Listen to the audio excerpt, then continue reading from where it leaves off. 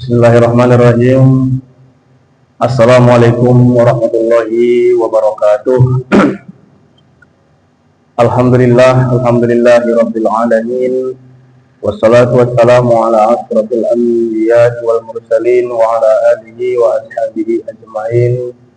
Allahumma salli ala sayyidina Muhammadin wa ala ali sayyidina Muhammad. Alhamdulillah, puji syukur kita panjatkan kehadirat Allah Subhanahu wa taala. Kita masih diberikan kesehatan sehingga bisa terus berhadir dan khususnya pada hari ini di dalam mengikuti kajian rutin yang kita laksanakan yang ditaksai oleh Pasca Sarjana UIN Sumatera Utara.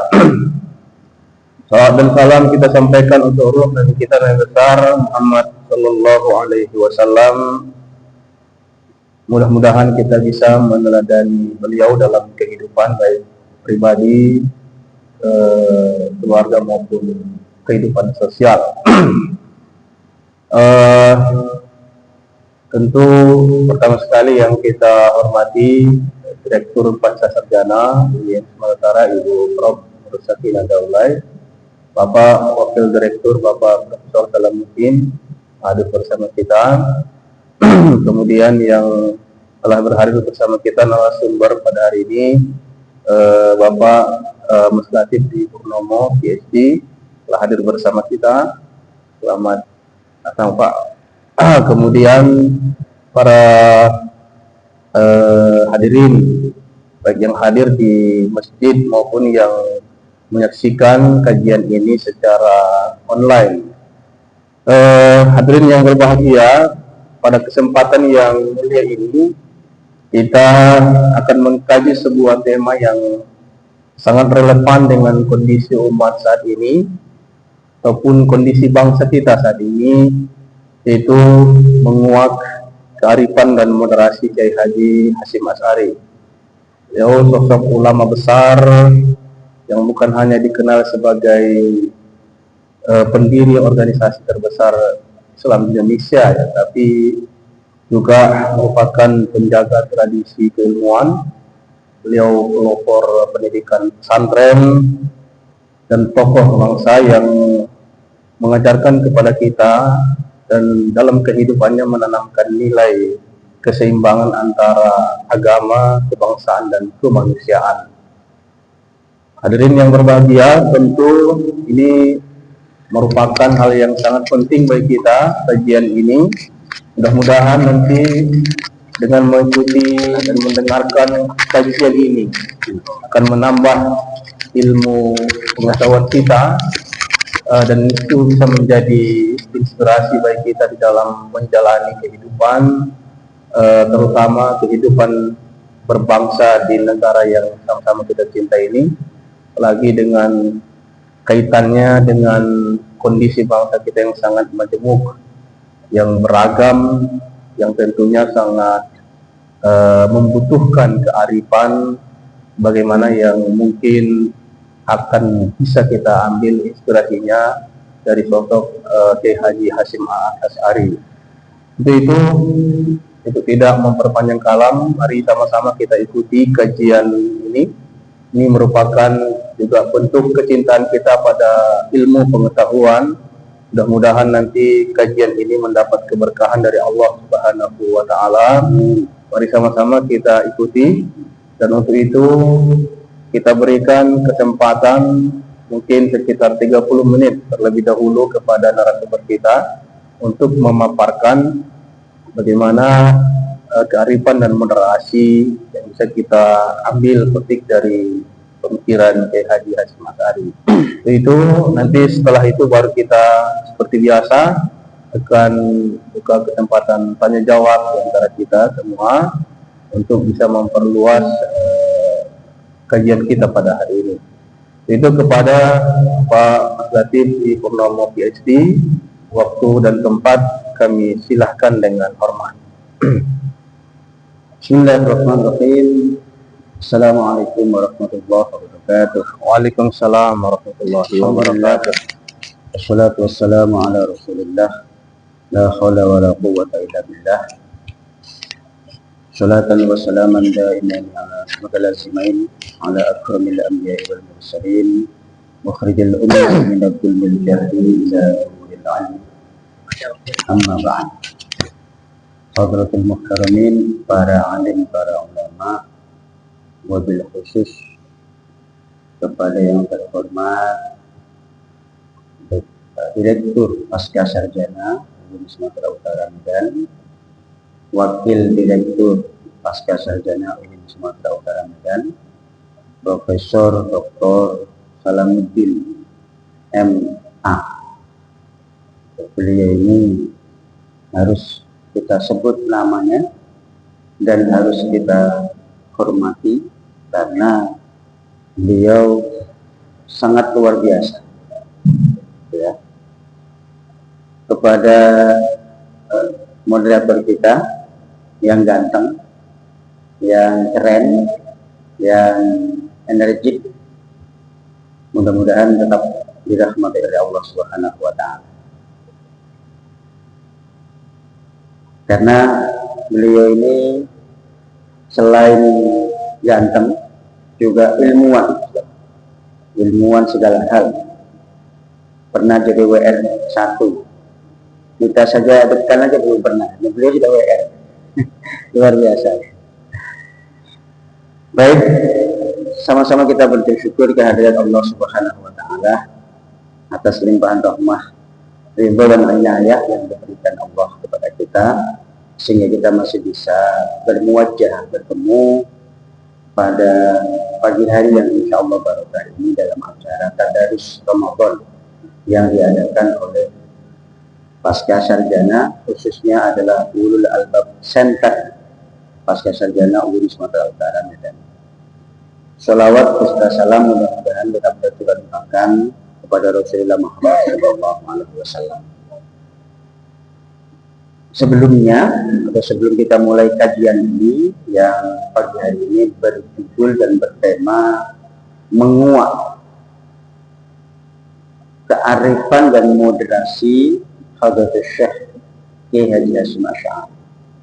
Tema ini bukan tema main-main, tema yang sangat berat, karena kita menguak, mempelajari yang akan membahas tentang bagaimana Hadratus Syekh Kiai Haji Hasyim Asy'ari itu memiliki jiwa kearifan dan kemoderasian, sehingga perlu kita meminta izin kepada beliau Hadratus Syekh melalui Fatihah supaya apa yang kita bahas nanti meskipun itu kurang tepat bakal dimaafkan oleh beliau dan tetap menjadi pelajaran buat kita. Dan jika itu menjadi sesuatu yang tepat, maka kita ambil manfaatnya dan kita laksanakan dalam kehidupan kita sehari-hari, baik itu berbangsa maupun bernegara. Oleh karena itu, mari sama-sama sebelum kita mulai kajian ini kita berwasilah dulu Fatihah kepada pertama Rasulullah Muhammad SAW, para sahabat dan para ulama, sampai pada para pendiri Nahdlatul Ulama tercinta. Al-Fatihah ila hadratin Nabi Mustafa Muhammadin sallallahu alaihi wasallam, thumma ila arwahi jami'il khulafa'ir rasyidin al-mahdiyyin 'addu 'alaiha bin nawajid, khususan ila Sayyidina Abu Bakar As-Siddiq radhiyallahu anhu, wa khususan ila Sayyidina Umar bin Khattab radhiyallahu anhu, wa khususan ila Sayyidina Uthman bin Affan radhiyallahu anhu, wa khususan ila Sayyidina Ali bin Abi Thalib radhiyallahu anhu. Bismillahi Al-Fatihah. A'udzu billahi minasyaitonir rajim. Bismillahirrahmanirrahim. Alhamdulillahi rabbil alamin, arrahmanir rahim, maliki yaumiddin. Iyyaka na'budu wa iyyaka nasta'in. Ihdinas siratal mustaqim. Siratal ladzina an'amta 'alaihim ghairil maghdubi 'alaihim waladdallin. Amin. Thumma khulisan ila jami'il awliya'i alladhina 'ala bi syahmatin 'abdul qadir al-jalil al-albab qaddasallahu sirruhu wa khususan ila Nabilah Khidr radhiyallahu anhu wa khususan ila Kanjeng Sunan Gunung Jati wa khususan ila Kanjeng Sunan Kalijogo wa khususan ila Kanjeng Sunan Bonang wa khususan khususun ila ruhi Kanjeng Sunan Kudus, wa khususun ila ruhi Kanjeng Sunan Muria, wa khususun ila ruhi Kanjeng Sunan Derajat, wa khususun ila ruhi Kanjeng Sunan Gresik, wa khususun ila ruhi Kanjeng Syekh Muhammad Malik Ibrahim, wa khususun ila ruhi Kanjeng Sunan Giri, wa khususun ila ruhi Kanjeng Sunan Ampel, wa khususun ila ruhi Syekh Rafael Bangkalan, wa khususun ila ruhi Habib Syekh Yasin Asy'ari, wa khususun ila ruhi Ki Haji Abdul Wahid Hashim, wa khususun ila ruhi Ki Haji Abdul Rahman Wahid Bistur, wa khususun ila ruhi Ki Haji Salahuddin Wahid Syaulillahi wa lahumul Fatihah. A'udzu billahi minasyaitonir rajim. Bismillahirrahmanirrahim. Alhamdulillahi rabbil alamin arrahmanir rahim maliki yaumiddin. Iyyaka na'budu wa iyyaka nasta'in. Ihdinas siratal mustaqim. Siratal ladzina an'amta 'alaihim ghairil maghdubi 'alaihim waladdallin. Amin. Bismillahirrahmanirrahim. Bapak Ibu sekalian, jamaah atau para hadirin yang hadir pada pagi hari ini, perkenankan saya akan membahas tentang kearifan dan sifat moderasi Habib Syekh Ki Haji Hasyim Asy'ari. Pertama saya ingin menjelaskan terlebih dahulu kenapa Mbah Hasyim, Ki Haji Hasyim Asy'ari itu disebut Habib Syekh. Nah ini penting, karena Habib Syekh itu berarti kan gurunya guru, kira-kira gitu. Padahal beliau adalah seorang murid. Kenapa beliau mendapatkan gelar Habib Syekh? Nah, ternyata dari berbagai sejarah yang kita baca, penyebutan atau pelabelan atau penyematan Habib Syekh bagi Mbah Hasyim Asy'ari itu dilandasi karena banyak ulama-ulama yang ada di Indonesia ini yang pulang dari Makkah itu adalah murid beliau. Jadi seperti pendiri NU Ki Haji Bisi Samsuri, Ki Haji Abdul Wahab Hasbullah, dan lain sebagainya, yang mereka ngaji di Makkah, ngajinya kepada Ki Haji Hasyim Asy'ari. Ki Haji Hasyim Asy'ari ini selain belajar di Makkah, beliau pernah ke Makkah itu 2 kali. Pertama pada saat berhaji dengan istri beliau yang pertama, dengan mertuanya. Kemudian istri beliau meninggal di sana. Kemudian beliau belajar dan kembali ke Indonesia. Setelah itu menikah lagi, balik ke Makkah lagi dalam konteks dalam rangka belajar atau menuntut ilmu kepada syekh-syekh yang ada di Makkah. Nah, angkatan beliau termasuk salah satunya adalah Syekh Nawawi Al-Bantani. Itu satu angkatan itu. Kalau orang Muhammadiyah bisa mengatakan Ki Haji Ahmad Dahlan adalah satu angkatan, betul. Nah, setelah itu beliau menjadi guru, menjadi kiai, menjadi syekh di Makkahul Mukarramah. Nah, termasuk salah satu murid beliau adalah Ki Haji Abdul Wahab Hasbullah, pendiri pesantren Mambaul Ma'arif. Gitu. Tebuireng, bukan Ma'arif. Pendiri pesantren tambak berasnya. Nah, karena itulah beliau dikatakan sebagai Hadratus Syekh, menjadi gurunya para ulama. Nah, Ki Haji Bisi Samsuri, Ki Haji Abdul Wahab Hasbullah ini hubungan kekeluargaannya adalah besan, gitu. Sehingga sekalipun mereka sama-sama mendirikan NU, ya, namun hubungannya sebenarnya adalah hubungan antara kiai atau guru dengan murid. Itu makanya kenapa beliau dikatakan atau disebut atau dilabelkan atau disematkan menjadi Hadratus Syekh Ki Haji Hasyim Asy'ari. Baik, Ki Haji Hasyim Asy'ari itu lahir pada hari Selasa Kliwon, ya, di tanggal 24 Zulqa'dah tahun 1287 Hijriah, bertepatan dengan 14 Februari 1871 Masehi. Memang beliau sudah anaknya Kiai Tian, ya, yaitu anaknya Kiai Asy'ari, ya, dan Nyai Halimah. Jadi jalur nasab beliau itu sampai kepada Maulana Ishaq. Namanya ini. Iya. Ini ya. Oke.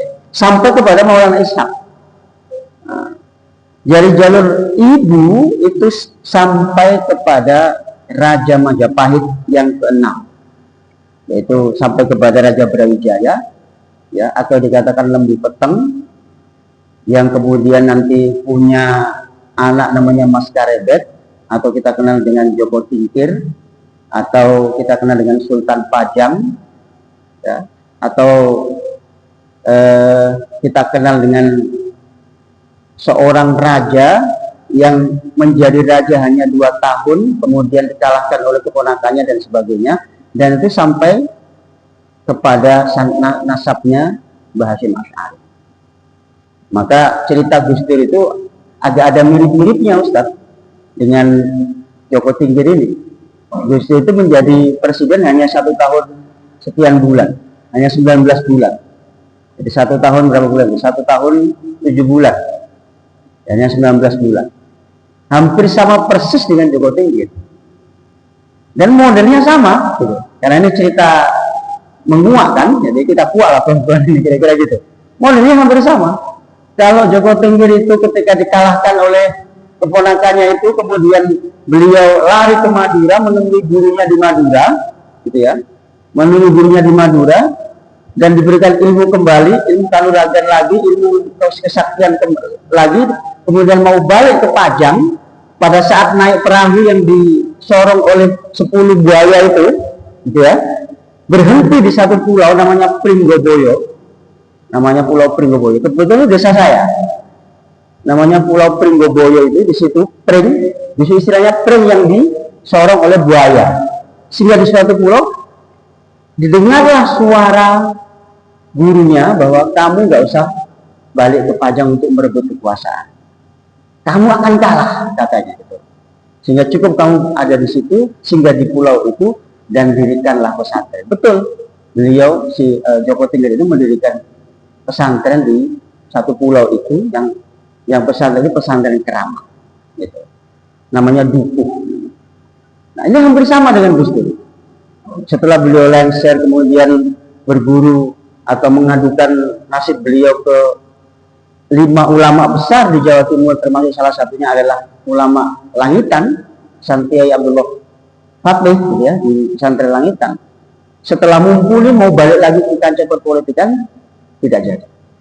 Ini hampir sama. Jadi memang kita ini kalau orang Jawa kepercayaannya itu, kadang-kadang apa yang kita lakukan hari ini itu sudah pernah dilakukan oleh nenek moyang kita. Ini kajian-kajian agak kajian apa ya? Kepercayaan lah kira-kira. Tapi kadang-kadang logis, gitu. Kadang-kadang logis. Nenek moyang kita melakukan apa dulu dan hari ini kita melakukan apa sekarang. Dalam konteksnya tentu konteksnya berbeda. Nah, itu. Nah, oleh karena itu sanad inilah, nasab inilah yang kemudian semakin meyakinkan kita bahwa Gus Dur atau Mbah Hasyim Asy'ari itu adalah keturunan ulama-ulama besar. Keturunan orang-orang yang membawa Islam pertama kali ke Indonesia atau ke Nusantara. Baik. Yang kedua, Mbah Hasyim ini, ya, semasa hidup beliau memang tidak terlalu banyak menulis kitab. Jadi kitab-kitab beliau itu tidak terlalu banyak, barangkali yang tertulis atau terekam secara dokumen itu sekitar 9-an sajalah kira-kira. Tetapi kenapa begitu? Karena beliau lebih banyak berpikir terkait kemasyarakatan dan kebangsaan. Maka kitab-kitab beliau yang ada bisa saya sebutkan di sini. Yang pertama adalah Risalah Ahlus Sunnah wal Jamaah. Ini kitab yang sangat fenomenal para hadirin sekalian, yang berisi tentang paradigma bagaimana Ahlus Sunnah wal Jamaah itu diberlakukan di Indonesia. Jadi Ahlus Sunnah wal Jamaah itu kan bukan istilah Indonesia, kira gitu. Itu kan hadis Nabi itu sudah ada. Bagaimana menerjemahkan Ahlus Sunnah wal Jamaah ala Indonesia pada saat itu? Belum Ahlus Sunnah al Jamaah Nahdiyah. Kalau sekarang kan disebut Ahlus Sunnah wal Jamaah Al-Nahdiyah. Ahlus Sunnah wal Jamaah ala kaum Nahdiyin. Kalau dulu masih konteksnya Nusantara. Nah, kenapa begitu? Karena kitab Risalah Ahlus Sunnah wal Jamaah ini dibuat dikarang oleh Habib Syekh bukan pada saat NU sudah berdiri, tapi pada saat NU belum ada. Di antara tahun 1912 ya sampai 1925 menuju ke 26, ini kan pergolakan keislaman di Indonesia kan luar biasa. Ada yang tidak suka mazhab, ada yang mau puritan. Kasusnya Imam Bonjol di Padang itu kan pemurnian Islam tidak boleh keluar dari konteks Quran dan hadis. Gitu ya saudara. Dijawab begitu. Setelah orang banyak pulang dari Makkah, kemudian mau diterapkan. Kalau tidak sesuai dengan apa yang dikerjakan di Makkah, tak betul katanya. Tahlil nggak ada itu, katanya begitu. Ketemu baca Yasin rame-rame, nggak ada itu, nggak boleh. Karena tidak ada hadisnya, kira-kira gitu. Jadi kembali kepada Al-Quran dan hadis. Semua bid'ah, jadi saling membid'ahkan, kira-kira begitu. Maka atas keresahan itulah kemudian Mbah Hasyim Asy'ari menulis kitab namanya Risalah Ahlus Sunnah wal Jamaah. Kalau menurut saya Mbah Hasyim itu kalau sekarang Gus Baha lah kira-kira gitu. Gus Baha itu kan sekarang bukan menerjemahkan, tapi mencarikan dalil yang membolehkan apa yang dilakukan oleh orang, kira-kira gitu. Bukan dari dalil, bukan dari nas dulu baru orang melakukan, tapi orang melakukan itu dicarikan dalilnya itu supaya benar, kira-kira gitu. Dan karena sudah ada dalil itu dari hadis Nabi, dari ijma ulama, dari mazhab dan sebagainya sudah ada. Tidak ditemukan saja, makanya Gus Baha apa yang dilakukan oleh orang ya itu kemudian dibenarkan berdasarkan dalil yang sudah ada. Contoh misalkan seringnya dibahas itu bagaimana sholatnya seorang supir truk. Itu supir truk ini kan kalau kita bicara dalam musafir, sebagai seorang musafir kan sholatnya kan pasti boleh dijamak, boleh dikosor. Nah, kalau setiap hari gimana? Kan begitu kira-kira. Nah, maka dicarikanlah dari Gus Baha bagaimana sholatnya seorang supir truk yang dia setiap hari memang itu pekerjaannya. Nah, yang berpikir begini kan ulama yang mengerti situasi dan kondisi, itu maksud saya. Maka Gus Baha mencoba memahami bagaimana situasi dan kondisi keumatan, kemasyarakatan di Indonesia ini, sehingga beliau sebagai orang yang ngerti dan paham tentang agama, tentang hadis, tentang Al-Quran dan sebagainya, bukan mencari kebenaran, tapi mencari landasannya. Ini ilmiah sekali, konteksnya ilmiah sekali. Karena segala sesuatu kan memang harus ditopang, harus di-underpin dengan konteks-konteks evidence atau bukti-bukti. Sehingga apa yang dilakukan itu menjadi sebuah kebenaran.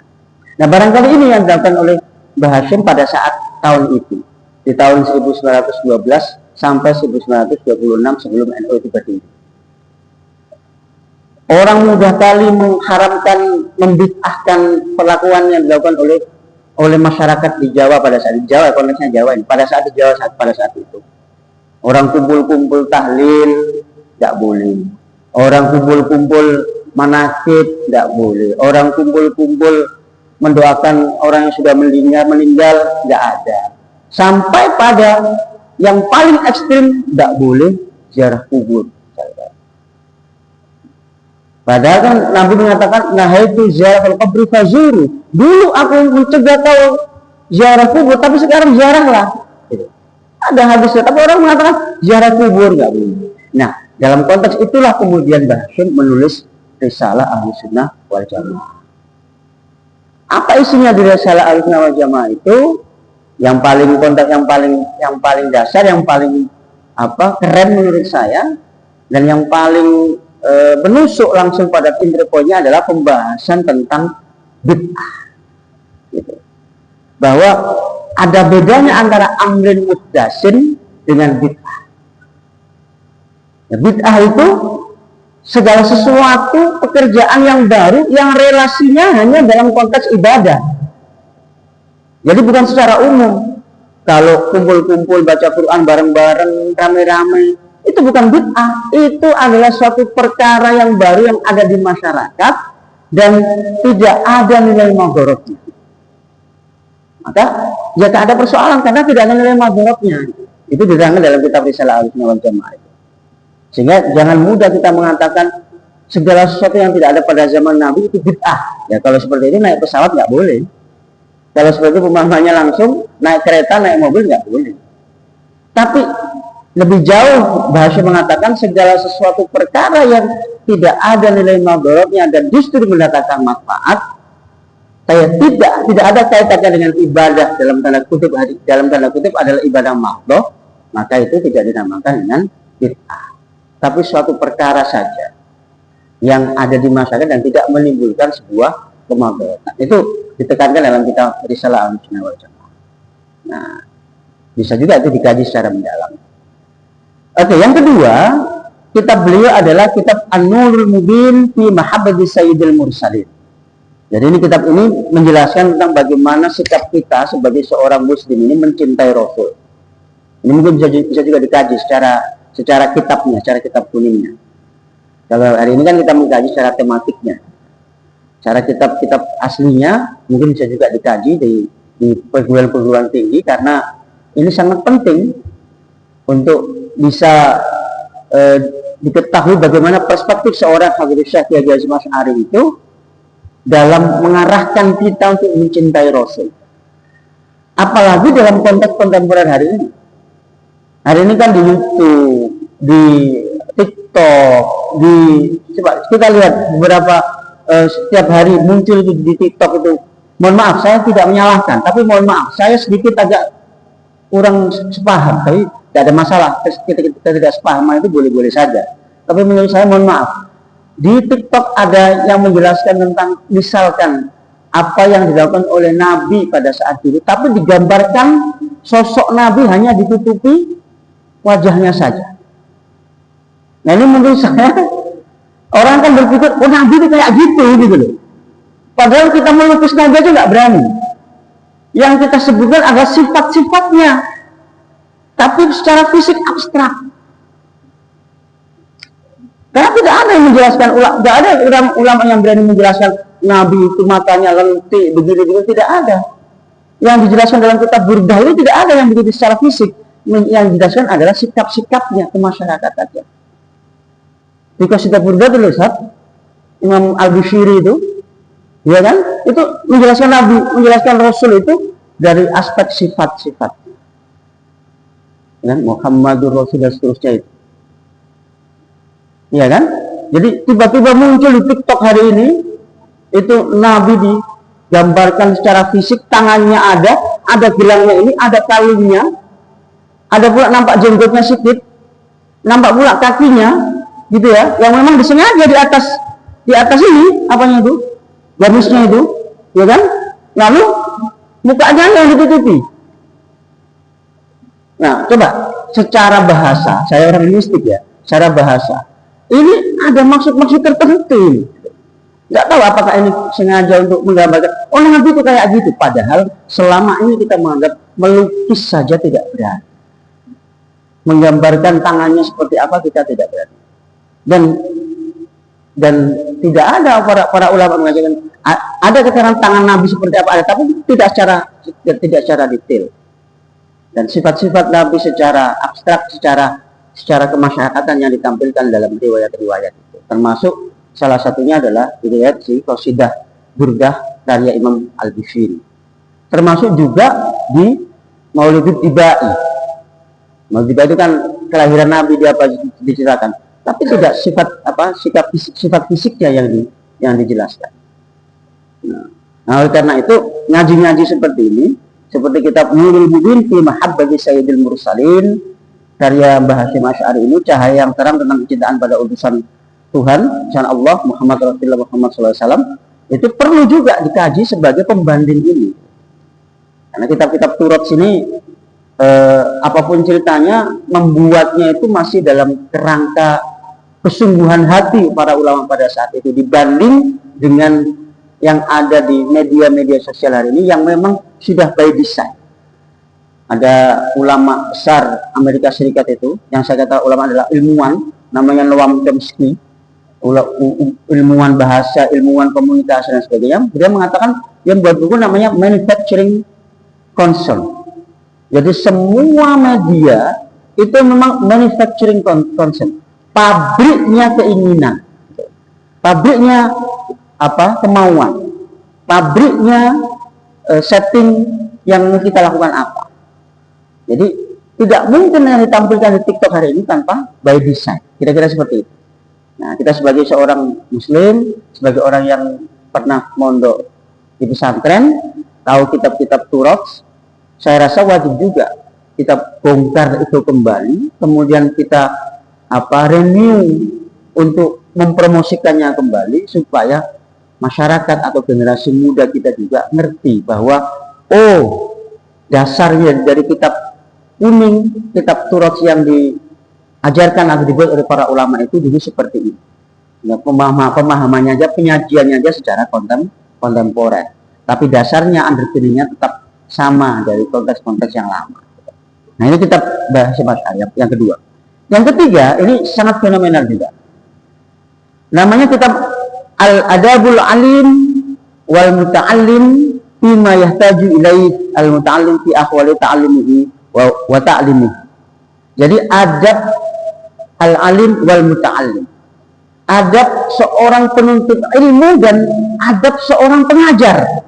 Kalau kita di pesantren ngerti kitab Ta'lim Muta'allim ya, karya Imam Al-Jarruti itu hanya bagaimana seorang alim, seorang penuntut ilmu itu bersikap dan berperilaku. Tapi Mbah Hashim mengarang kitab namanya Adabut Ta'lim wal Muta'allim.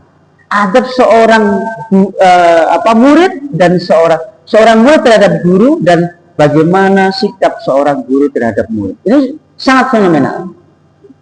Sangat fenomenal. Kalau kitab Ta'lim Muta'allim itu menjelaskan ada 6 perkara yang akan membuat kita sukses dalam menuntut ilmu, gitu ya. Dijelaskan dalam nazam ala itu, ala tanalul ilma illa bi sittatin sa'umbika amajmu'iha bi bayanin bukain wa khirsin wa istibarin wa bulghadin wa irsyadi ustadi wa tuli zamanin. Jadi menuntut ilmu harus 6 perkara dikuasai. Bukain berarti menjadi orang yang cerdas, wa khirsin menjadi orang yang tangkas, wa istibarin orang yang sabar, wa bulghadin punya uang, wa irsyadi ustadi dan menta'alim nasihat guru, wa tuli zamanin dan butuh waktu yang lama. Kalau mau sukses menuntut ilmu, yang 6 perkara ini yang dilakukan, dan itu betul. Itu Ustaz. Makanya kalau tiba-tiba orang kuliah 1 bulan dapat ijazah, itu tidak mentaati wa tuli zamanin, gitu loh. Orang tiba-tiba nggak pernah kuliah dapat ijazah misalkan, itu berarti tidak mentaati asas wa tuli zamanin, bahwa menuntut ilmu itu butuh waktu yang panjang. SD 6 tahun, SMP 3 tahun, SMA 3 tahun, kuliah 4 tahun, S2 2 tahun, S3 minimal 3 tahun atau 4 tahun. Itu namanya wabuli zaman. Ada lagi wabul hoten. Ya, punya dana. Saya nggak punya dana Ustaz. Saya anaknya orang miskin. Dana yang di sini yang dimaksud adalah dana dari manapun. Sekarang banyak beasiswa. Ada beasiswa KIP, ada beasiswa Basnas, ada UPZ, ada ini, ada dan sebagainya. Artinya bahwa bulgho itu memang satu syarat dan itu sudah ada. Dalam konteks hari ini itu sudah ada. Jadi nggak ada yang persoalan. Itu tidak ada cerita lagi orang yang saya tidak bisa kuliah, tidak bisa sekolah karena nggak ada dana. Ada, dan pemerintah negara wajib hadir dalam konteks itu. Nah itu syarat menuntut ilmu. Cerdas, tangkas, sabar. Harus sabar. Kalau nggak sabar, nggak lulus kita perkuliahan S2 atau S3. Apalagi di Australia. Harus sabar. Kalau nggak sabar, habis. Nggak akan lulus dari Australia. Kira-kira begitu. Begitu juga dengan di Indonesia. Di UIN, ini dia harus sabar. Kalau nggak sabar, nggak lulus. Mentaati nasihat guru wajib. Apa itu mentaati nasihat guru? Ya ikut prosedurnya. Bimbingan tesis diikuti dengan baik, bimbingan disertasi diikuti dengan baik, bimbingan jurnal diikuti dengan baik. Itu memang syarat. Kalau 6 syarat itu dilakukan, kata Imam Az-Zarruqi dalam kitab Ta'lim Ta'lim itu, maka insya Allah keberhasilan menuntut ilmu itu akan didapatkan. Nah, Bahasyim, ya, balik ke Bahasyim, Habibus Syekh, beliau menulis kitab bukan hanya kewajiban seorang murid kepada guru saja, yang 6 tadi itu, tapi ditambah bagaimana sikap seorang guru memperlakukan muridnya. Nah, itu perlu dikaji mendalam.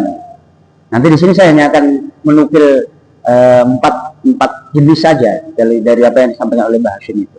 Itu perlu dikaji. Memang itu kitab klasik, kitab Turos, kitab kuno, kitab kuning. Kenapa sih dikatakan kitab kuning? Karena warnanya kuning. Ya, yang pertama. Yang kedua, karena baunya.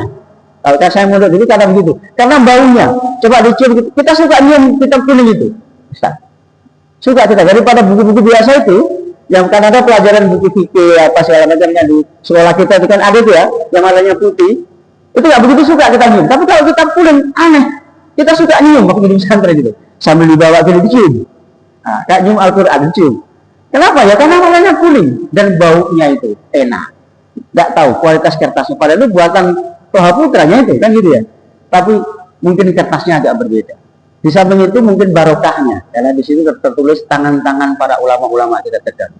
Nah, maksud saya sekalipun kitab seperti itu sudah kuno, tapi kalau kita sampaikan dengan cara modern, dengan cara yang up to date hari ini, disenangi oleh para Gen Z melalui media TikTok, melalui media Instagram, melalui media-media yang lain, tapi dia dipotong-potong secara annotation, satu pembahasan dan sebagainya, atau caption yang muncul reel namanya itu ya, reel kecil-kecil itu barangkali akan menggugah selera para Gen Z itu untuk mengetahui bagaimana isi dari kitab-kitab kuning itu. Sehingga cara-cara itu yang mungkin perlu kita lakukan, sehingga kita tidak kalah dengan penyebaran-penyebaran yang lain yang mungkin punya tujuan-tujuan tertentu. Kita tidak boleh suudzon, karena salah satu ajaran Ahlussunnah wal Jamaah itu tidak boleh suudzon, karena kita hargai semua perbedaan itu. Nah, itu kitab Adabut Ta'lim wal Muta'allim. Yang ke 1, 2, 3, yang keempat adalah kitab At-Tibyan. Nah, ini terkait dengan bagaimana finahi al-muqata'atil arham wa qaridi wal ikhwan. Kitab ini menjelaskan bagaimana kita tidak boleh memutuskan silaturahim. Nah, ini kearifan-kearifan Mbah Hasyim nanti ada di sini. Kearifan-kearifan Mbah Hasyim itu. Man kana yu'minu billahi wal yawmil akhir falyasil rahimah. Hadis itu dibahas secara tuntas oleh Mbah Hasyim di kitab At-Tibyan ini. Fi nahyi an muqata'atil arham. Tidak boleh kita atau larangan terhadap kita untuk memutuskan tali silaturahim. Nah, itu dibahas di sini. Oke.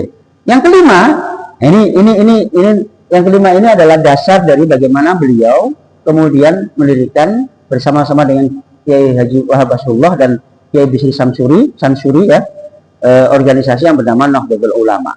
Kitab ini berjudul Muqaddimah Al-Qanun Al-Asasi lil Jam'iyat An-Nahdlatul Ulama. Ini qanun asasinya, qanun dasarnya. Kemudian digodok dari muktamar ke muktamar dan sebagainya, tapi asalnya dari sini. Yang ke-6 adalah Risalah fi Ta'qid al-Akhdhi bil Madhab al-A'immah al-Arba'ah. Ini bagaimana bermadhab 4 itu. Ini dijelaskan oleh Mbah Hasyim juga di sini. Bagaimana pola madhabnya Hanafi, Maliki, Syafi'i, Hambali. Ya, itu diatur, dijelaskan secara detail oleh Mbah Hasyim Asy'ari di kitab Risalah fi Ta'qid al-Akhdhi fi Madhab al-A'immah al-Arba'ah. Dijelaskan di situ. Nah, kalau bermula dikaji di universitas ini barangkali perlu kita kaji itu. Kalau di Usuluddin mungkin fakultas itu kan fakultas yang spesial mengkaji keilmuan itu ya. Tapi kalau kitab ini belum pernah dikaji baik itu secara sorogan maupun secara tematik, mungkin perlu dikaji supaya paham lebih dalam bagaimana kitab-kitab Mbah Hasyim ini dibuat. Selanjutnya ada kitab Mawaid. Kitab ini adalah kitab terkait dengan konstelasi Nahdlatul Ulama. Dan ini dibuat oleh Mbah Hashim sebelum beliau meninggal dunia. Sebelum tahun 1947, karena beliau meninggal wafat pada tahun 1947. Kitab selanjutnya Al-Arba'in Hadisan Tata'allaqu bima bagi Jam'iyah Nahdlatul Ulama. Ini juga terkait dengan bagaimana cara-cara kehidupan Nahdlatul Ulama. Ada di situ konsep mabadi khairu ummah, konsep-konsep beliau. Ada di situ konsep yang beliau jelaskan al-muhafadzatu 'alal qadimi sholih wal akhdhu bil jadidil aslah. Yang sekarang dipakai oleh kita orang NU itu kan itu. Nah, itu dijelaskan oleh Mbah Hashim di sini. Nah, kalau Ibnu NU itu semboyannya kan mabadi khairu ummah. Kan gitu. Mabadi khairu ummah. Semboyan yang dipakai organisasi NU sekarang itu yang banom-banom itu ini dari sini asalnya. Yang sering kita sebut, kita kan bilang al-muhafadz al-qadimi sholih wal akhdhu bil jadidil aslah. Ya dari sini. Ya, dari sini. Selalu yang apa namanya itu? Semangat lah kira-kira begitu. Semboyan kira-kira begitu yang sering dipakai, yang kita pakai sebagai orang warga NU itu kebanyakan dari yang dikarang oleh Mbah Hashim di kitab ini. Nah, kitab yang terakhir adalah kitab At-Tanbihat Al-Wajibat Liman Yusha Al-Maulid di Al-Munkarat. Kitab ini menjelaskan beberapa hal terkait Maulid Nabi. Sejarahnya gimana, pembahasan apakah dia masuk bid'ah apa tidak, kenapa dia dibolehkan, kenapa ini dan sebagainya, itu dijelaskan oleh Mbah Hashim Asy'ari di kitab ini. Nah, dari ke-9 kitab Mbah Hashim ini kajian wajibnya itu yang di luar Qanun Asasi Nahdlatul Ulama tadi itu dikaji semuanya di pesantren Tebu Ireng. Dan di pesantren-pesantren di Jawa biasanya rata-rata dikaji. Termasuk di pesantren kami dulu waktu itu. Kalau saya mau. Nah, karena yang Mbah Hashim itu kan satu potret yang luar biasa, yang bukan hanya kami sebagai santri kiai, tapi kiai kami gitu ya, dalam memandang beliau itu sebagai satu potret panutan yang memang tidak lekang oleh waktu, kira-kira. Baik, masih lama ini ya, ini baru pembukaan soalnya. Nah, kayaknya sampai asar ini, Ustaz. Gak apa ya? Jumat kan. Baik, selanjutnya sekarang mari kita masuk pada entry point-nya.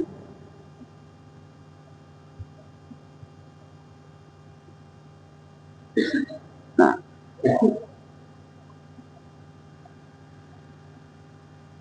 ya, bagaimana kearifan dan moderasi Fadhilul Syekh itu dituangkan, gitu ya, dituangkan dalam sebuah konsepsi-konsepsi. Kita sebagai warga NU mengenal istilah tawassut, tasammuh, tawazun, dan ta'adul.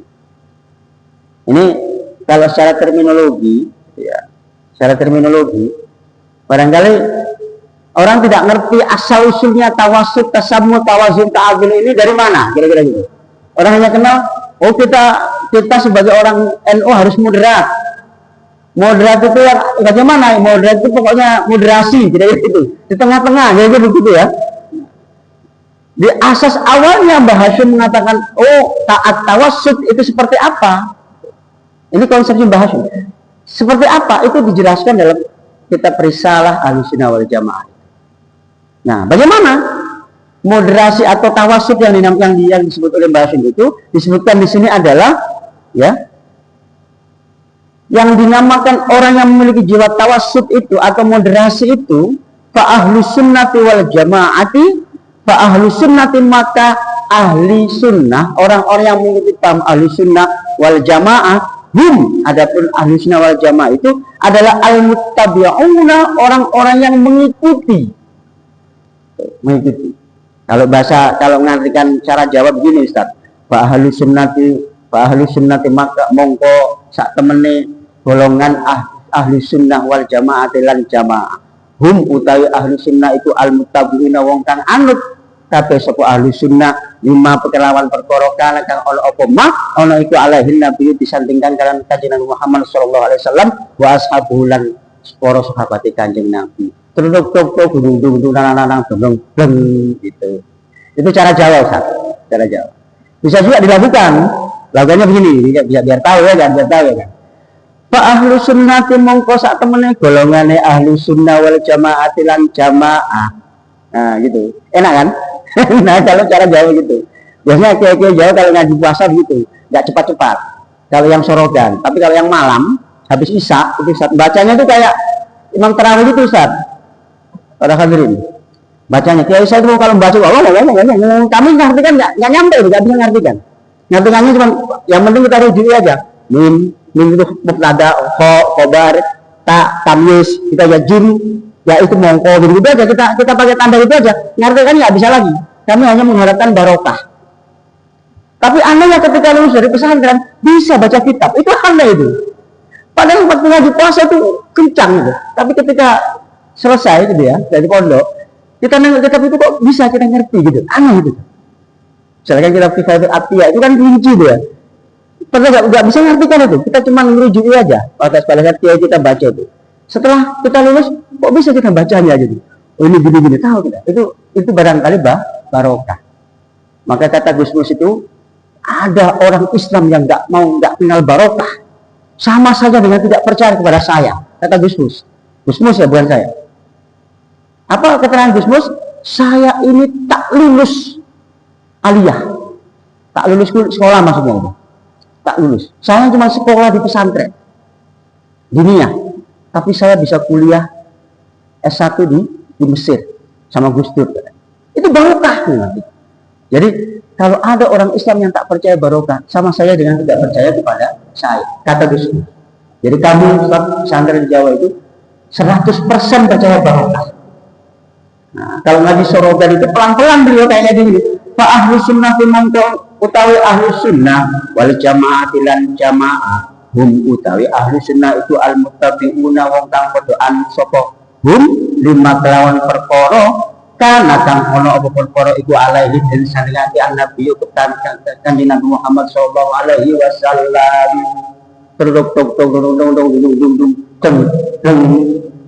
itu kayak model-modelnya gending itu. Nah, itu kalau ngaji cara Jawa. Nah, anehnya kayak orang seperti saya ini nggak bisa ngartikan Arab langsung ke Indonesia itu nggak bisa. Harus saya baca di posisi-posisinya tadi itu kayak Jawa. Maka beberapa tahun ini saya mencoba untuk mengartikannya dengan gaya Indonesia, gitu. Misalkan ini, ahli sunnah adapun, utawi itu adapun lah kira-kira gitu ya. Adapun golongan ahli sunnah wal jamaah dan ahli sunnah wal jamaah, itu ahli sunnah wal jamaah, adapun ahli sunnah wal jamaah itu al-muttabi'una orang-orang yang ikut kan gitu kan, lima kepada sesuatu karena yang ada apa mah. Kalau orang Jawa itu lima karena kan ono apa mah, artinya karena ada ma tadi dulu, perkara tadi itu alaihi disandingkan alaihi nabiyyu disandingkan kepada Nabi Muhammad Shallallahu Alaihi Wasallam. Jadi perkara yang ada pada Rasul, baik itu fi'liyah, mauliyah, tahliliyah, ya, kontes-kontes yang ada pada kanjeng Nabi pada saat itu diikuti oleh orang-orang tadi yang dinamakan dengan ahli sunnah wal jamaah oleh kita. Nah, kalau orang ikut pada Nabi, gitu ya, jika itu dikatakan ahli sunnah wal jamaah. Wa ashabuhu dan para sahabatnya kanjeng Nabi. Gitu. Kenapa? Gitu ya? Kenapa? Nah, yaitu as-salikuna, gitu ya, thariqul i'tidal. Mereka yang menempuh jalan-jalan i'tidal, yaitu jalan-jalan yang moderat atau tengah-tengah atau rasa adil. Jadi di sini sudah dijelaskan, Ahlus Sunnah wal Jamaah itu adalah orang-orang yang mengikuti apa yang dilakukan oleh Nabi, apa yang dilakukan oleh sahabatnya, dan orang-orang yang mengikuti Nabi dan sahabat dan melakukan inovasi-inovasi tertentu, tapi tidak meninggalkan rasa keadilan. Itu yang dilakukan oleh para ulama-ulama kita terdahulu. Nah, di situ moderat yang dilakukan oleh ulama-ulama kita terdahulu. Mereka bermadhab, mereka berijtihad, mereka berusaha untuk menemukan satu pemecahan masalah dari problematika umat. Dan itu dijelaskan oleh Mbah Hashim di sini, ya, as-salikuna tariqul i'tidal dan al-ba'iduna 'anil ghulu wat takrib, dan mereka dan orang-orang yang menjauhkan diri dari sikap berlebihan dan saling meremehkan, yaitu wasatiyah. Jadi wasatiyah itu adalah kita ini yang orang-orang ahlu sunnah wal jamaah ini, ya, mengikuti ajaran Nabi satu, mengikuti apa yang dilakukan oleh sahabat dua, mengikuti apa yang diijtihadkan oleh ulama-ulama kita terdahulu tiga, dan kita mengikuti orang-orang yang menjauhi dari sikap berlebihan, serta yang kelima kita ikut pada orang-orang yang tidak meremehkan pendapat orang lain. Artinya kita menerima pendapat orang lain. Maka kata kuncinya tidak boleh suudzon. Konstelasi inilah, gitu ya, yang melahirkan inisiasi Mbah Hashim untuk membuat kitab Risalah Ahlussunnah wal Jamaah pada saat itu. Kenapa? Karena mereka yang punya sikap berbeda itu menyalahkan dengan sepenuhnya apa yang dilakukan kalau tidak sama dengan mereka. Kira-kira gitu. Kalau Mbah Hashim tidak, loh, yang kamu lakukan itu mungkin benar karena apa yang kamu lakukan itu berasal dari ijtihad kamu. Sekalipun itu yang dikatakan hanya kembali kepada Quran dan hadis. Jangan percaya kata-kata ulama, kiai, tidak ada itu. Kalau tidak ada di Quran dan hadis. Sementara Mbah Hashim tidak begitu. Mbah Hashim memandang sudah tidak usah suudzon. Kira-kira gitu. Kira-kira gitu. Maka beliau menjelaskan kitab Risalah Ahlussunnah wal Jamaah itu adalah kitab penjelasan bahwa apa yang dilakukan oleh umat Islam di Nusantara pada saat itu juga tidak melanggar syariat. Dengan menjelaskan bahwa apa itu bid'ah dan apa itu amril muhdasin di kitab Risalah Ahlussunnah wal Jamaah. Nah, ini konteks moderasi. Tawasud tadi itu. Jadi tawasud bukan hanya berarti di jalan tengah-tengah, tidak. Tawasud juga tidak boleh suudzon. Tawasud juga tidak boleh meremehkan orang lain. Tawasud juga tidak boleh berlebih-lebihan, terlalu ekstrim kanan, terlalu ekstrim kiri. Terlalu kita percaya diri bahwa itu yang paling benar, tidak boleh juga. Orang yang tidak kunut kita salahkan mati-matian, tidak boleh juga. Orang yang puasanya hari Selasa, hari Rabu, kita salahkan mati-matian, tidak boleh juga. Sementara kita yang Kamis merasa paling benar, tidak boleh. Intinya tawasud itu menjadi orang yang betul-betul ikut pada ajaran Nabi, betul-betul ikut pada apa yang dikatakan oleh para sahabat, betul-betul ikut pada mereka as-salikuna fi thariqil i'tidal, ya. Mereka yang konsisten pada jalan-jalan keadilan, dan orang yang mereka yang tidak berlebihan, ya, dalam pemikirannya, tidak terlalu ekstrem kanan atau ekstrem kiri, dan tidak suka meremehkan orang lain. Nah, itu tawasud. Nah, itu moderat. Kalau bahasa kami di pesantren di Jawa, Ustaz, hadirin sekalian, itu tidak kagetan. Itu nggak kagetan. Itu kata kuncinya. Santri nggak usah kagetan, jadi santri itu, no. Pokoknya kalau dengan apa nggak usah kaget. Oh, itu kok beda? Kaget? Enggak. Cirinya santri kenapa nggak kagetan? Karena dia sudah tahu. Itu kata Gusmus dan sebagainya begitu. Karena udah tahu, udah dibacanya terlebih dahulu di kitab di pesantren itu sebelum dia keluar dari pesantren. Oh, kayak gini, sudah tahu, sudah ada. Nggak kagetan. Ada orang nggak mau maaf. Ada orang tidak mau datang tahlilan, diundang tetangganya nggak mau datang, nggak usah kaget. Ya memang begitu. Ada orang yang mau tahlilan, ya nggak usah kaget. Ya memang begitu. Ada juga.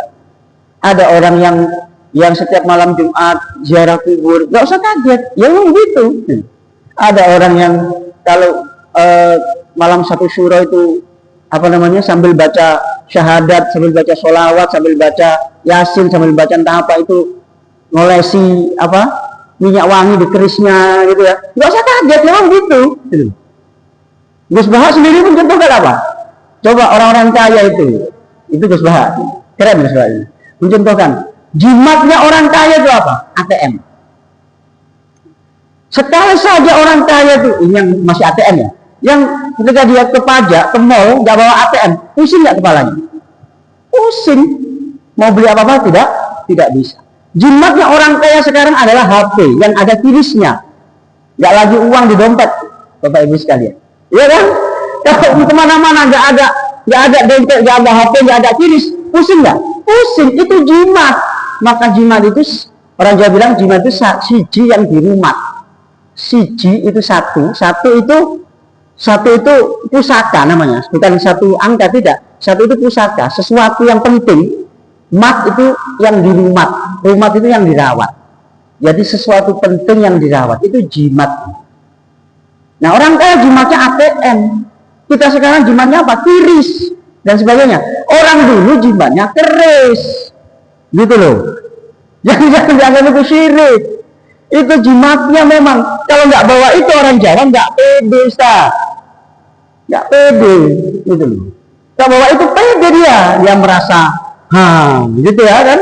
Makanya karena dia membawa kepedean, bukan kesyirikan, membawa kepedean, dia di rumah malam satu syuro dikasih wangian, sambil baca sholawat itu, ya sholawat digono begini ya. Baca sholawatnya tak salah itu, baca sholawat tak salah. Masa kebaikan disalahkan, dia kan? Baik daripada ngerumpi atau dengarkan lagu Michael Jackson, ya bagus baca sholawat lah kan gitu, baca sholawat, baca yasin dan sebagainya sambil dioles-oleskan itu. Nah itu artinya kearifan itu menurut Gus Bas. Nah jadi jangan suudon, tidak boleh suudon. Kata kuncinya kita sebagai orang wasatiyah itu tidak boleh suudon. Ya kalau itu tidak benar ya dikaji secara utuh. Menyimpang misalkan aliran sesat itu kan menyimpang itu. Maka Gus Dur nggak seudon di sini, kalau Gus Dur ya tidak seudon beliau, tidak seudon. Kalau mau menyangka dikaji dulu habis, dikaji sampai tuntas segala macam sampai sampai dia kembali kepada akidah yang betul-betul Islam yang kita anggap benar. Bukan diusir, bukan dibunuh, bukan dibakar masjidnya, bukan dibakar rumahnya. Selain itu sudah menyalahi konteks humanisme atau nilai-nilai kemanusiaan, itu juga tidak arif. Kita tidak berdialektika, kita tidak ada konsep-konsep dialektis di situ untuk pemecahan masalah. Padahal kita diajarkan musyawarah dan mufakat. Nah ini salah satu kearifan Mbah Hashim itu dalam menyikapi sebuah fenomena persoalan di lapangan.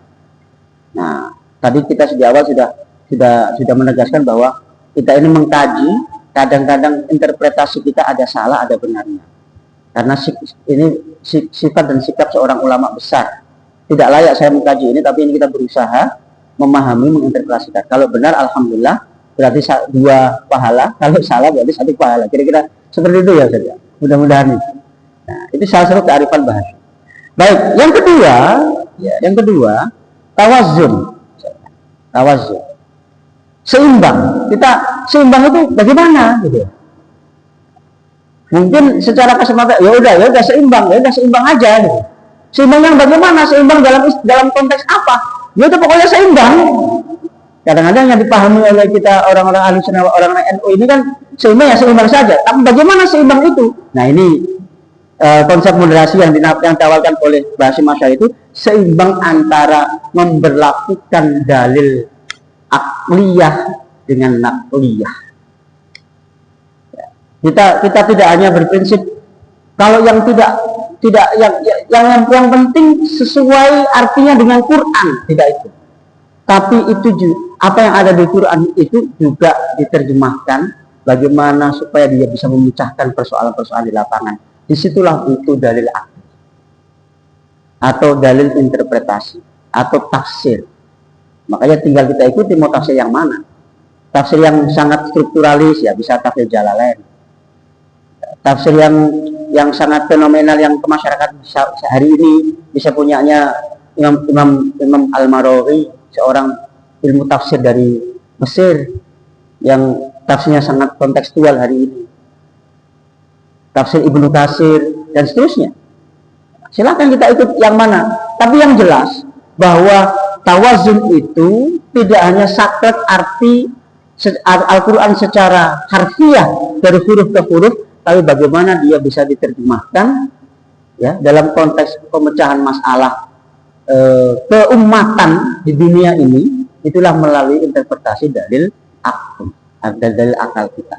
Nah, maka Bahasa mengatakan di sini bahwa madhabu ahli sunnati, ya, madhabu ahli sunnati, adapun madhab ahli sunnah, siapa itu? Qaimun, orang yang berdiri al jam'i, ya kan, di antara jam'iyah baina dalilin naqli, ya, antara dalil naqli wa dalilil akli, dan dalil akal, min ghairi iqrati, secara tanpa sikap ekstrim, ya kan, wala takritin, dan sifat yang tidak meremehkan. Jadi seimbang di situ adalah menggunakan dalil nas Al-Quran itu, ya, dan dalil akal itu atau dalil akli itu secara seimbang. Artinya apa? Dalam konteks interpretasi, dalam konteks kita beristihad, dalam konteks kita memaknai sebuah hukum, dalam konteks kita memaknai sebuah peristiwa sosial kemasyarakatan, itu imbangnya di situ. Karena orang memahami tawazun itu ya imbang, ya pokoknya imbang saja. Tapi yang dimaksud oleh Mbah Hashim di sini adalah imbang dalam kita menggunakan nas-nas Al-Quran dan konteks-konteks penerjemahannya dalam kehidupan sehari-hari. Tapi ada catatannya, ya kan? Tanpa sikap ekstrim, tidak terlalu memihak ke yang mana, dan juga tidak meremehkan. Artinya meremehkan orang lain yang punya pendapat yang berbeda dalam konteks dalil akli. Itulah istihad. Jadi istihad tidak tertutup.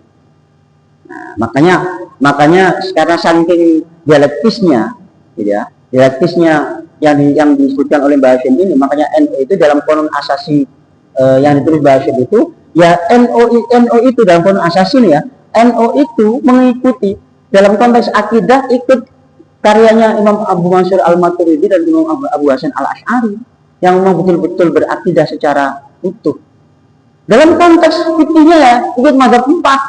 Pilih yang mana? Bukan salah satu. Bukan semuanya, tapi pilih salah satu yang mana, tapi dipreferensikan. Oh, mazhab Hanafi begini, Maliki begini, Syafi'i begini, Hambali begini. Silakan terapkan dalam konteks-konteks tertentu. Kita di Indonesia pakai Syafi'i. Kenapa? Karena mazhab Syafi'i itu sangat hati-hati. Ya, kita lakukan dengan kehati-hatian. Tapi pada saat di Mekah pakai Hanafi. Pada saat-saat tertentu, saking kebeletnya mau nikah misalkan, ya nggak pakai mazhab Hanafi, nggak pakai mazhab Syafi'i, pakai mazhab Hanafi boleh. Nah, itu bagi mereka sudah ngaji panjang. Makanya ada cerita di Jawa itu, ada kiai tiba-tiba menikah. Tiba-tiba menikah. Itu. Gomdamlah selingkungan itu, semasyarakat itu. Tiba-tiba menikah. Ternyata beliau menerapkan pola mazhab Hanafi, nikah Hanafi. Nah, yang tentunya caranya berbeda dengan nikah di mazhab Syafi'i dan seterusnya. Nah, ini preferensi namanya. Nah, lalu di aspek teologi atau tasawuf, aspek tasawufnya ikut Imam Al-Ghazali, ikut Imam Junaid Al-Baghdadi. Nah, itu di Qanun Asasinya Mbah Hashim Asy'ari itu dijelaskan seperti itu. Supaya apa? Supaya nampak dia keseimbangan dalam mengambil sebuah istinbat hukum itu, imbang antara nas Al-Qur'annya dengan hasil ijtihad atau hasil dalil akli yang dimiliki oleh para ulama. Itu tawassul. Yang ketiga adalah kita punya sikap toleransi. Nah, itulah tasabuh. Nah, toleransi bagaimana sih? Yaitu toleransi yang ya tadi, toleransi yang kita menghargai pemikiran orang lain, yang dilakukan orang-orang lain, tidak mudah suudzon, tidak mudah berburuk sangka. Dalam hal ini tidak mudah menyalah-nyalahkan, membid'ah-bid'ahkan, mengkafir-kafirkan. Maka Mbah Hashim mengatakan dalam kitab Risalah Ahlussunnah wal Jamaah itu, wala yajuzu takfirul muslimi aw tabdi'uhu limujarradi khilafi fil masail ijtihadiyah fa in dzalika yufdi ila taqarruqi wa fasadi dzatil baini. Jadi tidak dibenarkan mengkafirkan atau membid'ahkan seorang muslim kepada muslim lainnya hanya karena persoalan beda pendapat dalam persoalan ijtihadiyah. Nah, selain tadi ijtihad tadi tidak ditutup karena itu adalah nilai-nilai tawazun, sekarang hasilnya itu, hasil orang melakukan ijtihad itu, ya, itu tidak boleh disalah-salahkan. Nah, dengan demikian kita punya sikap toleran, gitu. Karena apa? Karena hal tersebut akan menimbulkan perpecahan dan merusak persaudaraan. Jadi asasnya adalah supaya tidak rusak persaudaraan. Maka dalam kaidah fikih namanya darul mafasid muqaddamun 'alal jalbil masalih. Mencegah kerusakan itu lebih diutamakan daripada melaksanakan kebaikan. Nah, itu luar biasa. Kalau kita kaji ini luar biasa. Kita akan menjadi orang yang arif dan bijaksana. Kita akan menjadi orang yang selalu terbuka, menjadi orang yang selalu memahami kebutuhan kepentingan orang lain. Kita tidak akan menjadi orang yang resisten. Ketika ada orang ngomong gini, langsung kita salahkan berdasarkan pengalaman kita. Oh, enggak betul itu, tidak begitu. Tapi dikaji, digali. Oh, apa maksudnya? Nanti mungkin seorang hakim itu ya Ustaz. Seorang hakim harus bersifat seperti itu. Ketika ada orang yang beralasan begini, jangan, kamu salah, kamu tidak benar, tidak begitu. Tapi maksudnya apa sih? Nah, itu penggalian. Di situ barangkali. Jadi darul mafasid muqaddamun 'alal jalbil masalih. Supaya tidak merusak persaudaraan, maka tidak boleh mengkafirkan, tidak boleh membid'ahkan. Itu yang asal usul kenapa Mbah Hashim mengatakan ini tasammu. Dalam risalah Ahlussunnah wal Jamaah jelaskan seperti itu. Tidak mengkafirkan, tidak membid'ahkan, tapi kita hargai pendapat orang lain. Asalkan itu dari hasil ijtihad, bukan ngarang-ngarang.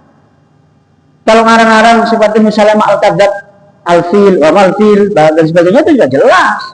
Itu sudah sharih, gitu ya, jelas. Gak usah lagi dikatakan banyak kali dalilnya, begini nggak usah, sudah jelas-jelas itu murtad. Tapi kalau dia diambil dari hukum, dari sumber Al-Quran, hadis, pendapat ulama, kiasnya dan sebagainya, lalu ditentukan oleh hukumnya seperti ini, ya tidak boleh dong dilarang. Makanya sekarang fikih itu ada fikih kepolisian, ada fikih wisata, ada fikih transportasi, ada fikih warung, ada fikih restoran dan sebagainya. Karena itu dikaji dari aspek-aspek tertentu dan itu dibolehkan. Oke, itu yang terkait dengan tasammu. Nah, yang keempat gitu ya adalah ta'adil. Adil. Apa maksudnya adil itu? Adil, kita berdakwah adil itu yaitu kita ikut mayoritas pendapat ulama dan kesepakatan orang banyak atau jamaah. Nah, itu awal mulanya. Ya, maka alaikum bisawabil a'dham minal muslimin fa inna yadallahi ma'al jamaah. Ya, hendaklah kalian berpegang teguh pada mayoritas pendapat ulama. Ya, karena sesungguhnya pertolongan Allah itu ada pada mayoritas jamaah. Apa artinya ini? Ya, kalau kita berselisih suatu perkara, maka ulama-ulama itu lebih mana yang bersepakat terhadap satu solusi itu? Mana yang lebih banyak? Kira-kira begitu. Mana yang lebih banyak? Itu kita ikuti.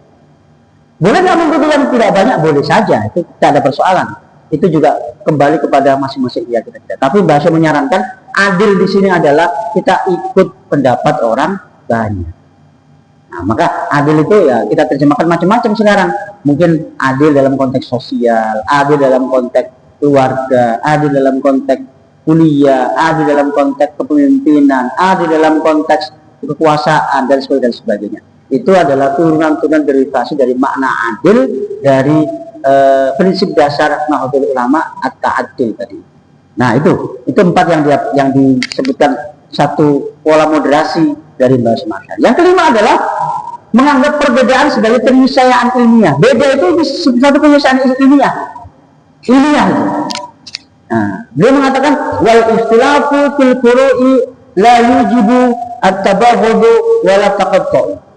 Jadi ikhtilaf perbedaan dalam persoalan furu' itu tidak mewajibkan dia menjadi permusuhan dan perselisihan atau memutuskan hubungan.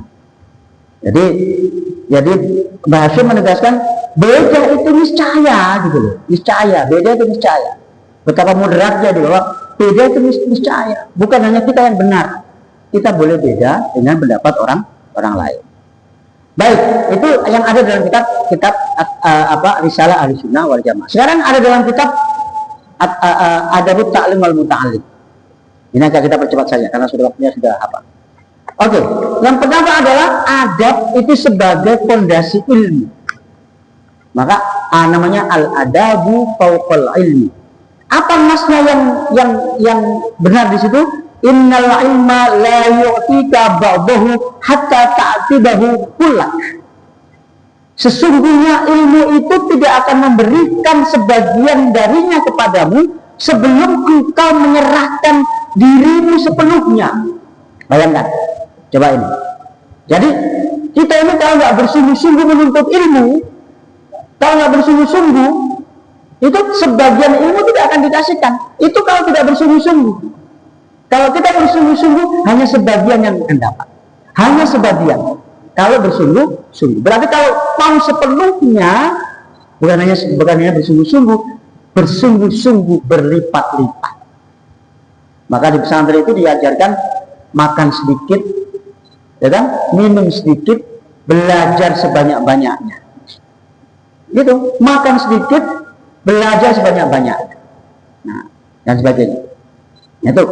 Itu. Lalu, ya, wa awwaluhu al-adab. Lalu apa itu? Bagaimana cara kita memberikan sepenuhnya kita pada ilmu itu? Pertama, wa awwaluhu al-adab. Ya. Pertamanya yang paling utamanya itu adalah adab. Wa akhiruhu al-amal. Dan selanjutnya diikuti dengan amal. Adab dulu. Adab itu apa sih? Adab itu kalau orang Jawa bilang itu ciri kita, sikap kita, tindak tanduk kita kepada orang lain.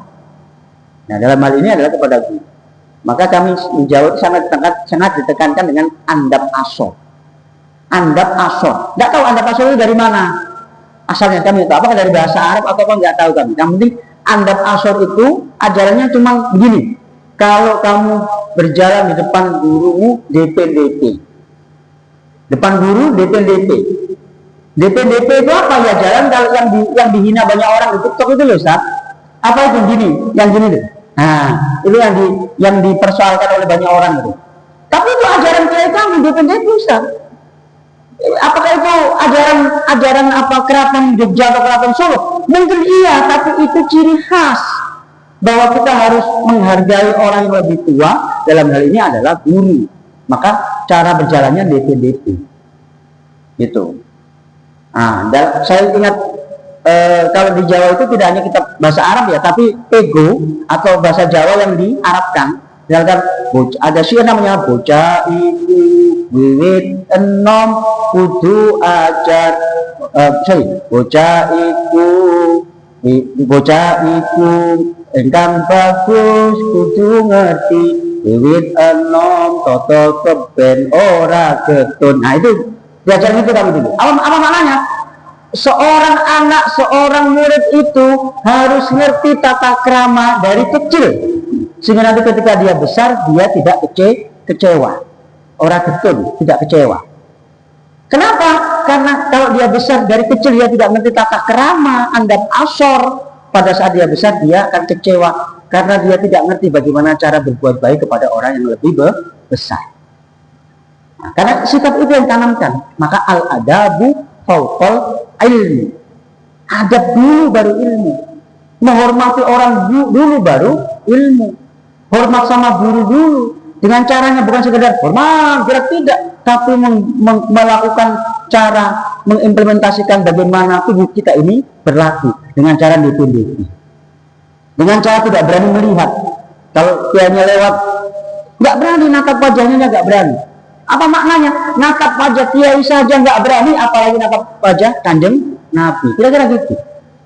natap wajahnya nggak berani, saking kita tawadhu. Jangan, bukan hanya ke kiainya, sampai ke anaknya pun kita diajarkan untuk tidak berani. Mohon maaf ya, karena ini adab, ini apa, ajaran di pesantren di Jawa lah kira-kira begitu. Untuk dalam konteks apa menerjemahkan kata adab itu.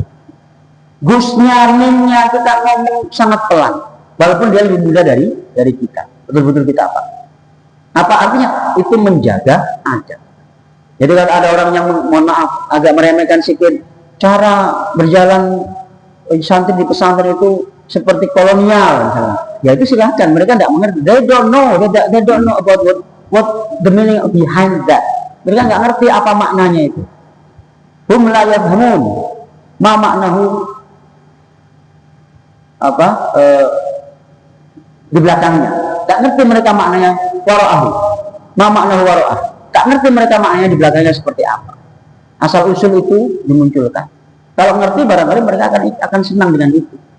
Karena tujuannya adalah untuk memuliakan guru. Nah, itu maka adab sebagai fondasi ilmu. Yang selanjutnya adalah tawadhu sebagai ciri ulama. Nah, ini ulamanya. Tadi yang pertama murid, dan sekarang ke orang yang seorang gurunya. Apa yang dikatakan bahasa di situ? Yang bagi lil alimi ayyakuna mutawadhi'an. Fa innal kibra yusqitu qadral ilmi wa yuqsidu athara. Jadi seorang alim seharusnya bersikap rendah hati karena kesombongan akan menjatuhkan martabat ilmu dan merusak pengaruhnya. Maka Ustaz Salam ini sudah menerapkan ini, tidak pernah sombong, selalu rendah hati, sudah profesor, tapi tak pernah menampakkan profesornya. Sebelum profesor ya begini, setelah profesor ya begini. Dia tetap ganteng, bedanya cuma sebelum profesor rambutnya agak kurang licin, sekarang licin kali. Itu bedanya itu ada. Mungkin karena minyaknya baru ya, ini Gatsby sekarang ganti gitu. Dan yang sebagainya Ustaz Zulfahmi apa lagi, masya Allah. Masya Allah, ini kalau beliau ini ampunlah. Lautan ilmu, luas ilmu, tapi dikemas dalam spek yang sungguh sangat sederhana. Orang tidak menyangka. Tapi jangan ditanya kalau ilmu, semua ada di beliau. Nah, itu yang dimaksudkan oleh bahasa itu. Jadi, ya ilmu padi kira-kira gitu ya saya. Tapi apa boleh orang kemudian menyebut diri bahwa oh saya ini orang berilmu, boleh? Boleh. Apa kata Bisbah? Dokter saja berani masang tulisan dokter. Orang alim ulama yang betul-betul alim ulama ya harus berani dong. Supaya apa? Supaya jelas masyarakat itu tanyanya kepada siapa. Nah, itu yang kelas-kelas Bisbah. Kalau kelas-kelas kayak kita ini nanti dulu ya kan? Itu Bisbah sih. Ya, beliau tempat kita bertanya dan sebagainya. Nah, itu ciri seorang ulama. Yang selanjutnya adalah menjaga relasi yang baik antara guru dengan murid. Nah, itu termasuk sifat kearifan yang dengan oleh bahasa masyarakat. Apa yang disebut dalam kitab itu, kitab Adab Muta'allim itu, alal muta'allimi tuqiru mu'allimihi wa alal mu'allimi al-nafbu bitolabihi. Yaitu seorang murid wajib memuliakan dan menghormati guru, dan seorang guru wajib bersikap lemah lembut kepada muridnya. Selanjutnya, fa innal ilma rahmatun la hilwatun. Ilmu itu rahmat, bukan kekerasan.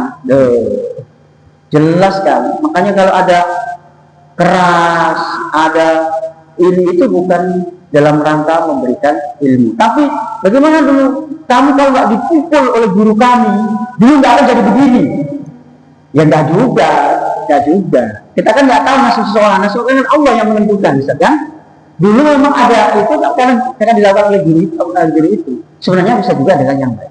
Oke, yang terakhir adalah menjaga persatuan sebagai puncak kearifan. Itu pesan Bashir. Apa dalilnya? Gitu ya. Wa'lam anna min a'dhamil mafasidu taqriqu jama'atil muslimin. Wa min ajali musallifi al-muhafadhu ala rihdatihim wa tifati kalimatihim.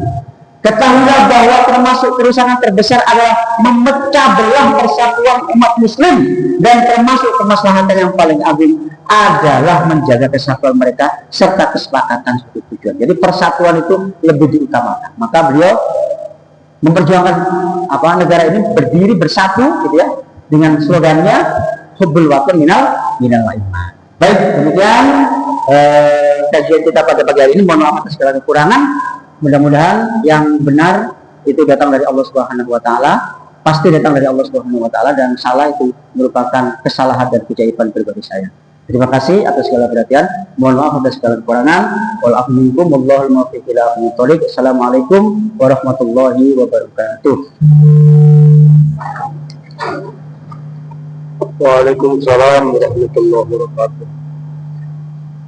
Terima kasih kepada pemateri kita yang sudah memaparkan pembahasan yang begitu luar biasa mengenai konsep-konsep ajaran dari Hadratus Syekh Hasyim Al-Asy'ari.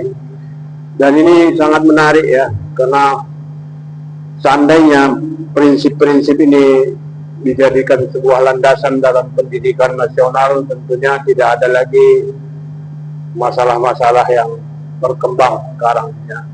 Terutama masalah yang saling mendiskreditkan, mengkafirkan, membid'ahkan dan lain sebagainya. Sehingga semuanya saling menghargai dan menghormati. Nah, ini yang terutama masalah yang krusial sekarang ini ya, guru yang tidak lagi dihormati oleh murid. Jadi bagaimana mungkin prinsip-prinsip ini yang diajarkan oleh Hadratus Syekh bisa dibunyikan di dalam kurikulum pendidikan nasional, sehingga kita semua bisa menghormati guru, menghargai guru, guru juga berperilaku sayang dan kasih sayang terhadap murid-muridnya ya. Jadi langsung saja kita masuk kepada sesi selanjutnya, yaitu sesi tanya jawab.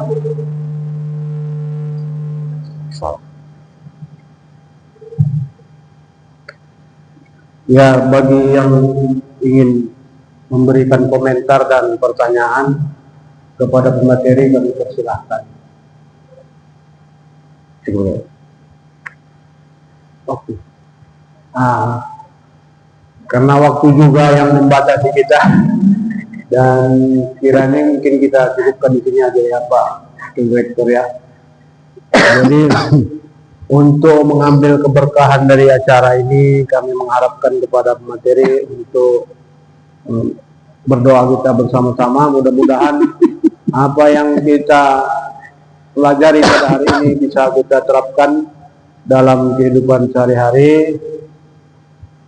Dan pada akhirnya saya sebagai host mengucapkan terima kasih atas perhatiannya. Assalamualaikum warahmatullahi wabarakatuh.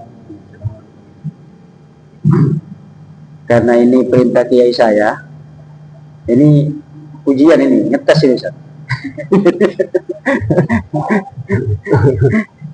Jadi terpaksa harus mau ya kan Ustaz? Ya.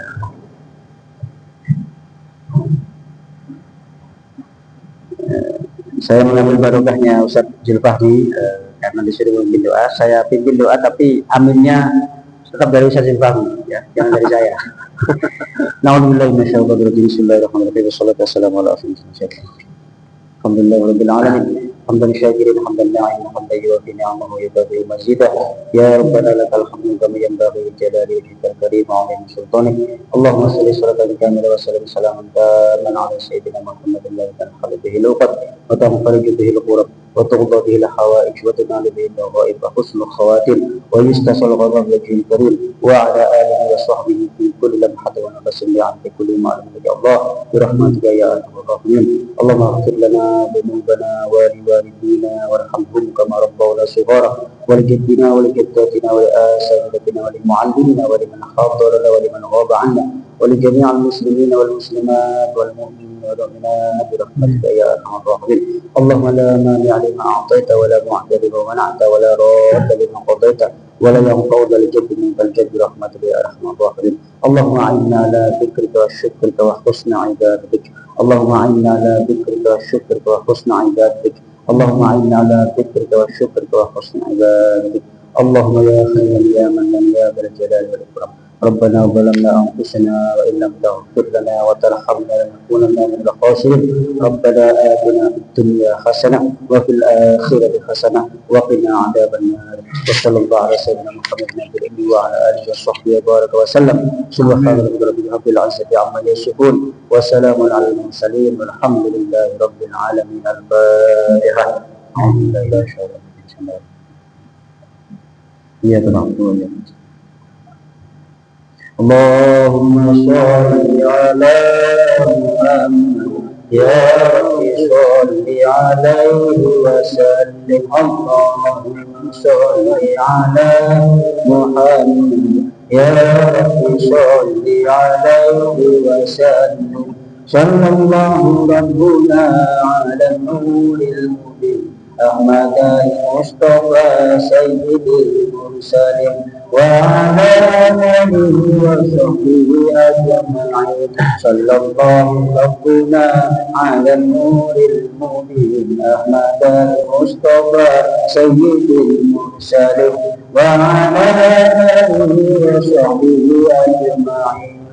اللهم صل صلاة كاملة وسلم سلاما تامًا على سيدنا محمد الذي تنحل به العقد وتنفرج به الكرب وتقضى به الحوائج وتنال به الرغائب وحسن الحواتم ويستسقى الغمام بوجه كريم وعلى آله وآله وصحبه إن كل لمحة